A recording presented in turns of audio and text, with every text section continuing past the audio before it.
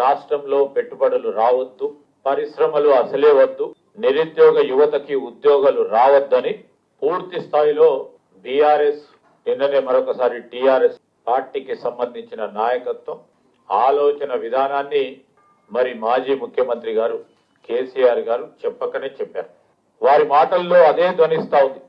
Global summit కు సంబంధించి 5 లక్షల కోట్ల పైమించి పెట్టుబడులు ఎంఓయూలు జరిగితే ఆ ఎంఓయూలను అంటే మెమోరాండమ్ ఆఫ్ అండర్స్టాండింగ్ సంబంధించి గొప్ప పారిశ్రామికవేత్తలు చేసుకున్న ఈ ఎంఓయూ సంబంధించిన అంశాన్ని చాలా తేలికగా కొట్టుపడేసి పారిశ్రామికవేత్తలకు పెట్టుబడులు పెట్టాలని వారిని నిరుత్సాహపరిచే విధంగా వారి మాటలను మేము ఖచ్చితంగా ఖండిస్తా ఉన్నాం.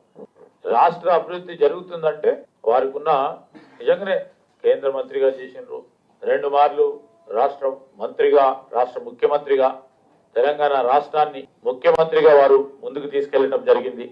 ఇప్పుడు చేస్తా ఉన్న అభివృద్ధికి దోహదపడి వారి మంచి సూచనలు, సలహాలు, దాంతో పాటు ఈరోజు రాష్ట్ర అభివృద్ధి గురించి రాష్ట్రాన్ని ఎందుకు కోరుకున్నాం, ప్రధానంగా యువతకు సంబంధించిన ఉద్యోగ అవకాశాలు కల్పించాలని ఒక ఆలోచనతో ముందుకు పోతా ఉన్నాడు. పరిశ్రమలు ఖచ్చితంగా రావాల్సింది.